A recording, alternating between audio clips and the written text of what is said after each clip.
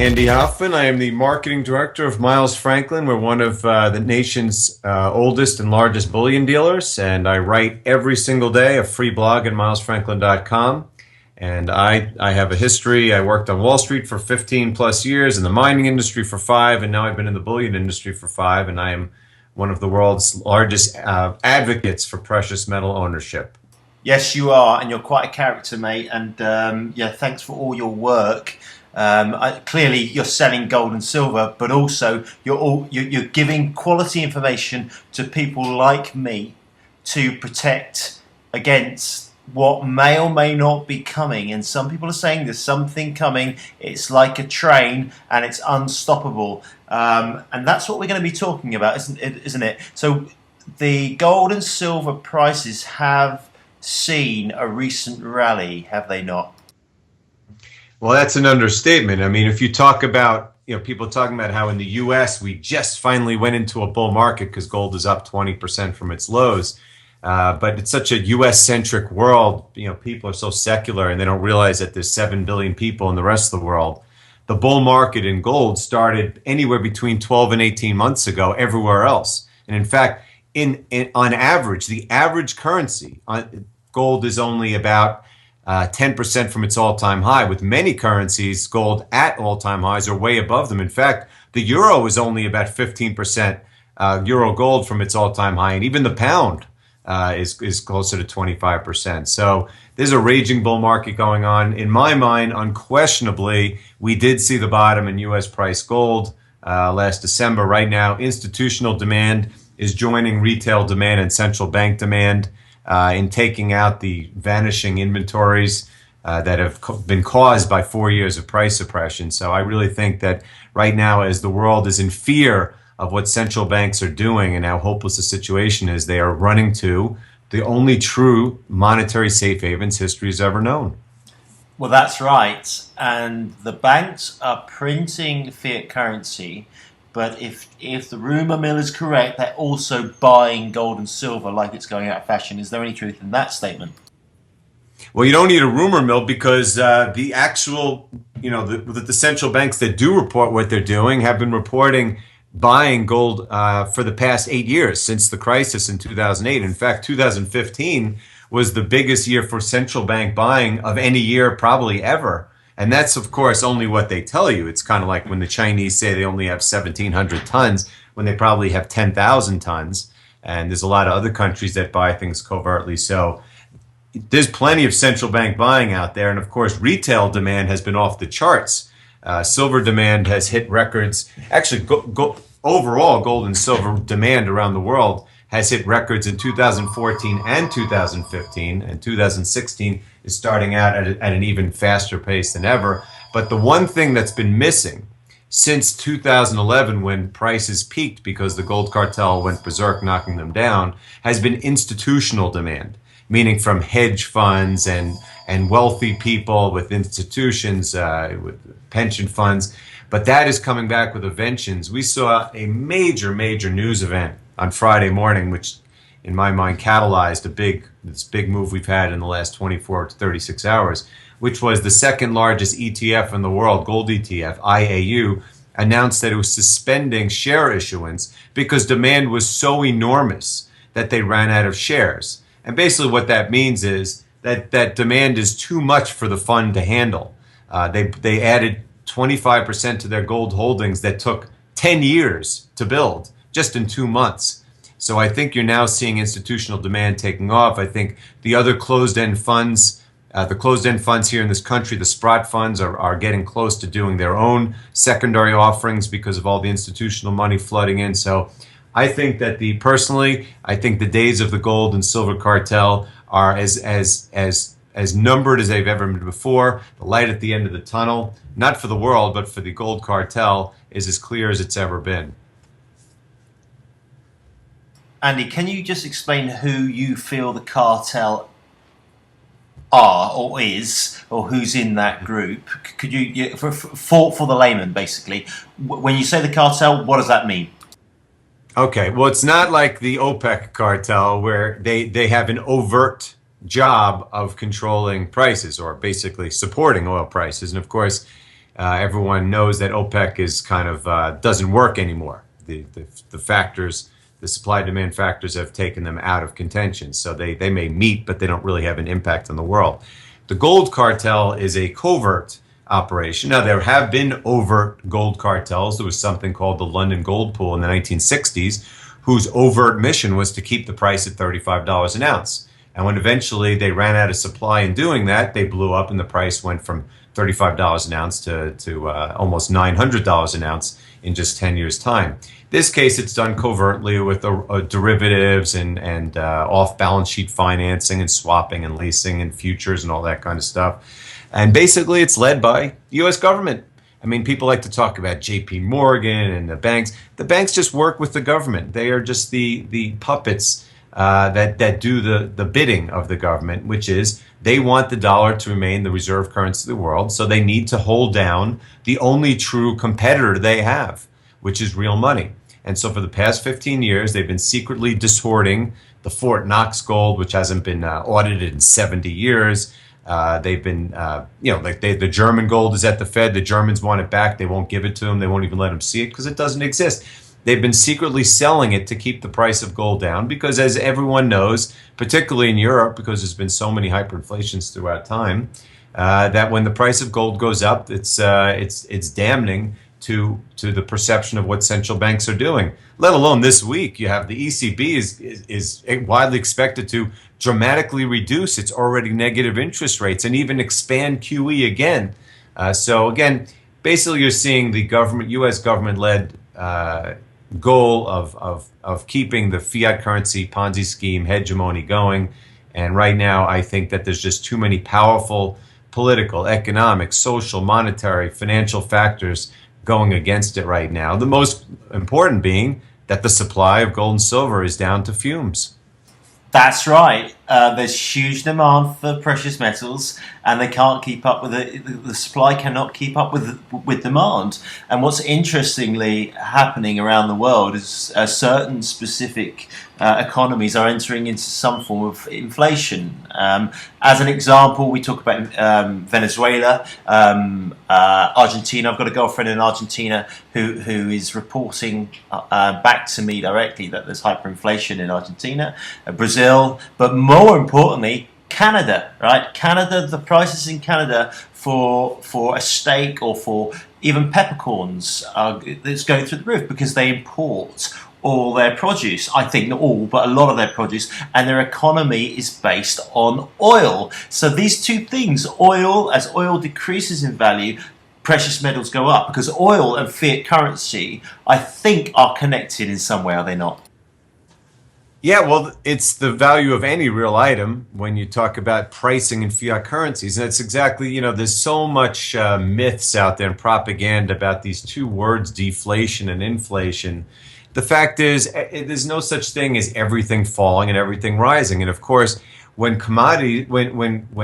currencies are collapsing, that causes the price of imports to go up. It doesn't matter if you have deflation, if the price of oil is falling or the price of anything.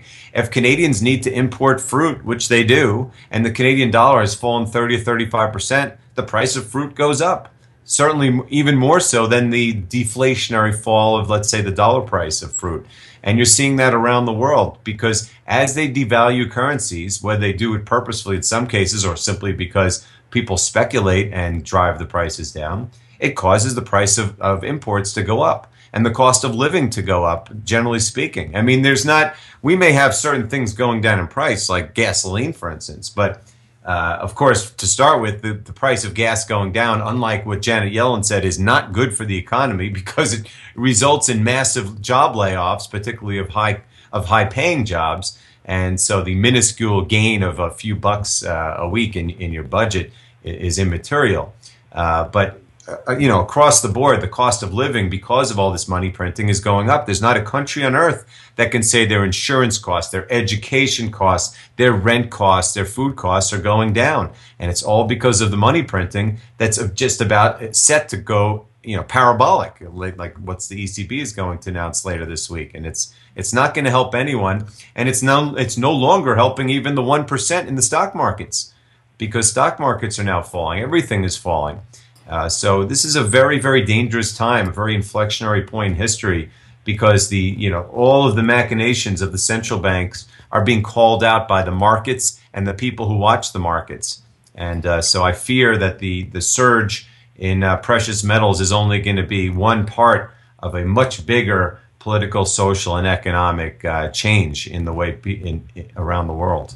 So you're saying that the rise in demand for gold and silver is indicative to the world economy. That's what you're saying, isn't it? And we in Europe, we can expect a knock-on effect to our standard of living, because the value of our currency associated with the commodities that we purchase is going to drop, which means that our everyday living, the cost of our everyday living, is going to go up, and it's going to rise dramatically. I think at some point it's going to go boom. I've never experienced hyperinflation before, but I think we're on the cusp of it, are we not?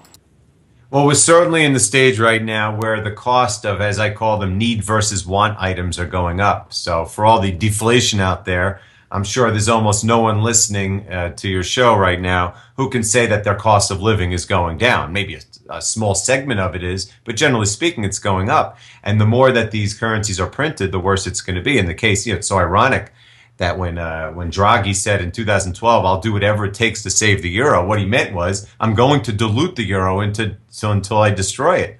And that's exactly what he's going to do to the nth degree this coming Thursday. So yes, you're going to see, and of course in Europe you have the other, the political problems and the migrancy problem, the social problems that are breaking apart governments left and right. So, Europe's going to be a very difficult place in the coming years, even more so than the United States. But ultimately, all the currencies' purchasing powers are rapidly declining and will continue to do so until eventually a new system replaces it. And hopefully it's not after a cataclysmic hyperinflation, but something somewhat better. But, people need to prepare, because it's very possible that history will repeat itself and do it on a global scale. Well, let's face it, history does repeat itself. We can track history through the cycles, and it does repeat itself. There's no two ways about it, But it's really interesting, okay, because we've spoken before. Now, since we've spoken last, there's been a deflation. I've got a 2-bed garden flat in the centre of London, and that has fallen in value by 50k, right, in 3 months. I mean, that's a huge chunk of cash off a 2-bed, which is high demand. Okay, yet the rentals for that property are going through the roof. Okay, so that's one example. And then when I jump over to Spain on the Costa del Sol, there is an influx of people here because they're not going to Turkey, they're not going to France. There's disruption as you get closer and closer to Eurasia, and it's seen that the south coast of Spain is a hub where people can come, still get reasonable prices and value for their money plus the sun. Okay, so it's really very interesting what's taking place, because there's winners and losers. So you mentioned France. The French government came out and said there's an economic crisis going on in France. That happened, 10 days ago or something. But there is massive movement in the market. It's very, very volatile.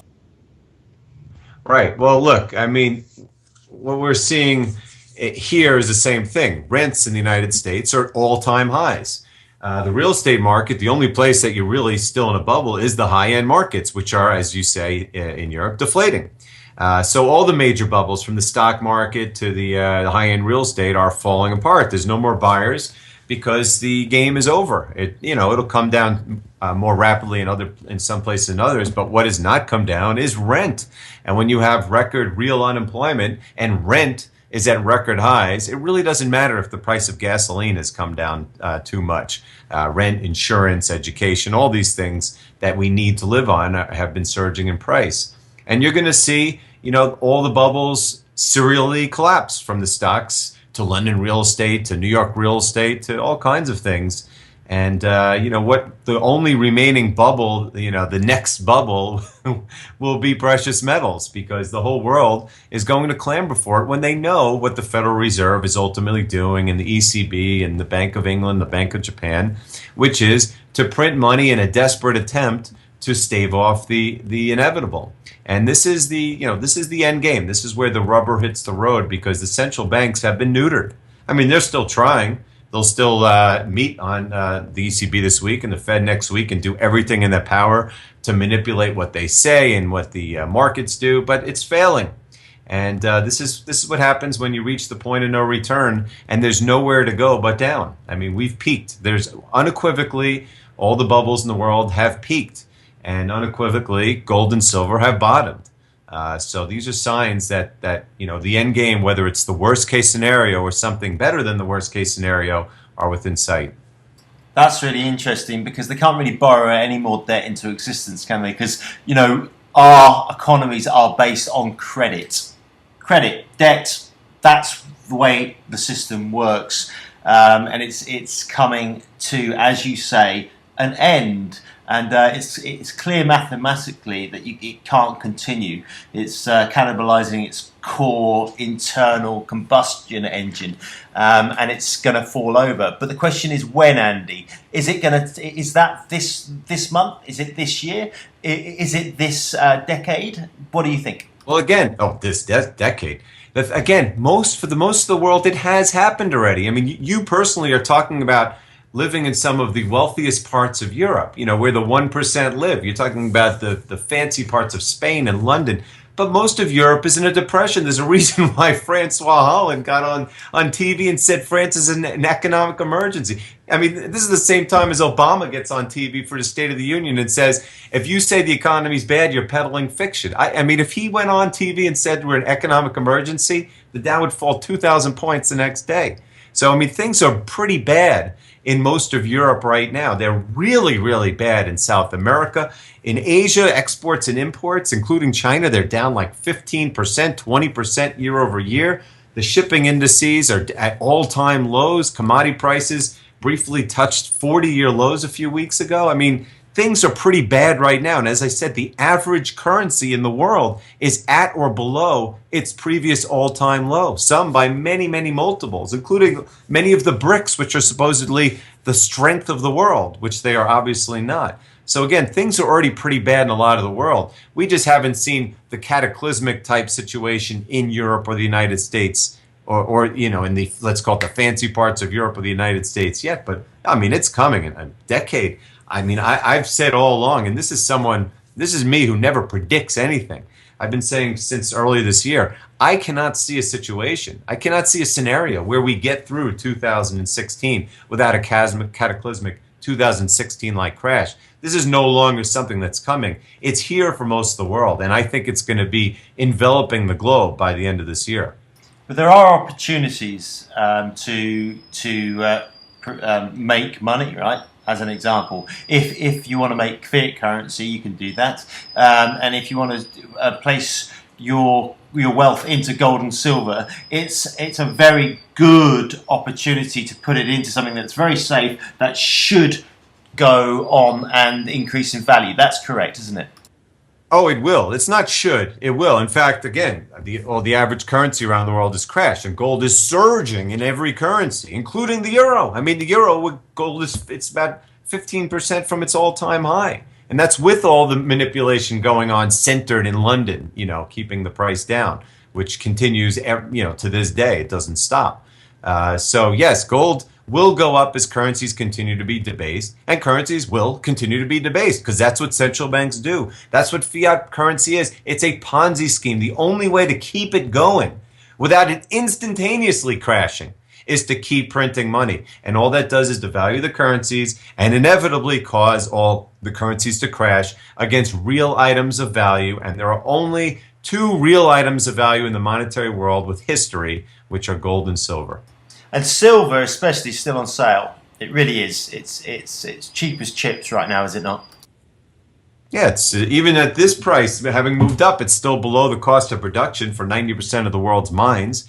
Supply has peaked for both gold and silver, but particularly silver. There's almost no inventory left, and demand is literally off the charts. Record demand last year. This year, heck, the U.S. Mint in the first 2 months of the year were 50% above last year's record level, and that's with rationing. They're not supposed to ration by law, but they are rationing because they don't have enough silver. So I truly believe that silver is going to explode, and I think that that there may be a major catalyst coming if the PSLV closed-end fund does an offering in the coming weeks. And I mean, that could be a major catalyst. The last time they were able to do that was when silver went from $20 to $50. And I believe that silver is probably the most undervalued asset on earth, even more so than gold. That's right. I don't know. I believe what you're saying is true. Okay, I don't have any historical knowledge or experience to say that's going to happen. But I think you're right. And when I do my research, it will suggest that gold and silver are the places to be, or to place any capital that I've got. Yeah, and it's fascinating. And then it's a question of what to do with gold and silver. I know you guys offer storage, don't you?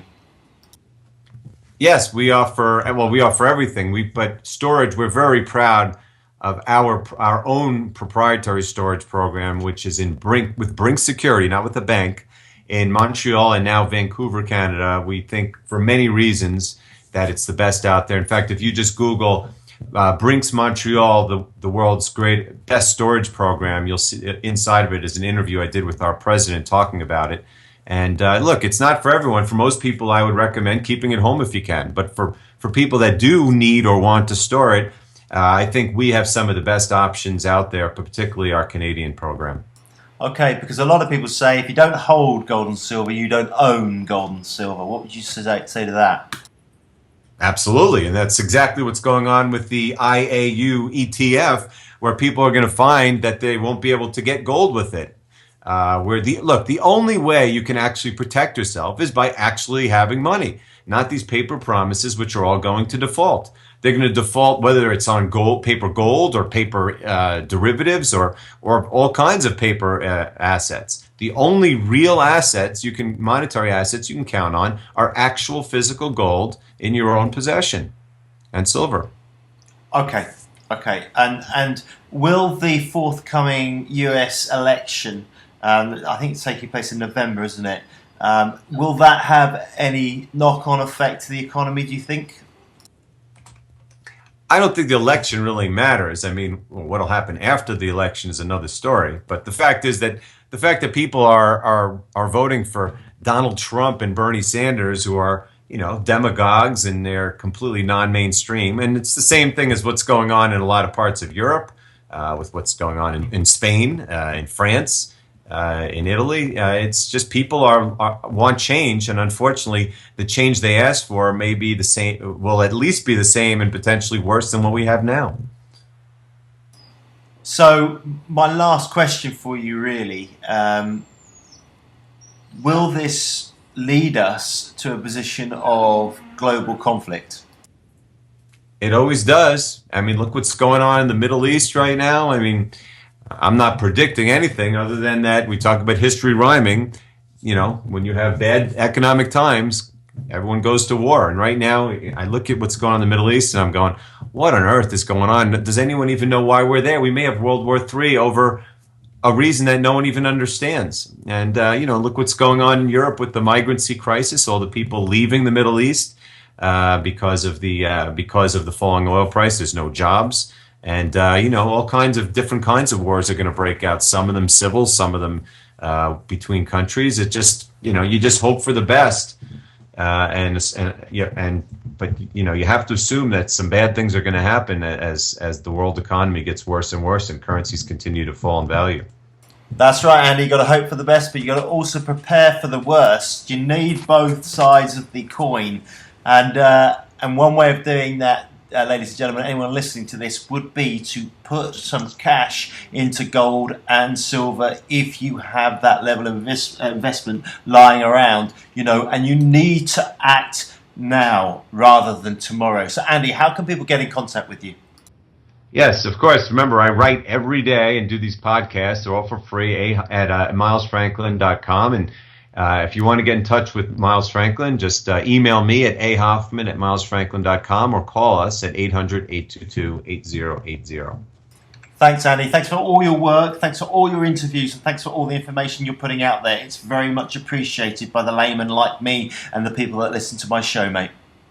Well, it's appreciated all that you're doing. There's very few people over in Europe who are doing what you're doing. So kudos to you and to your listeners. All right, buddy. Take care. God bless. You too.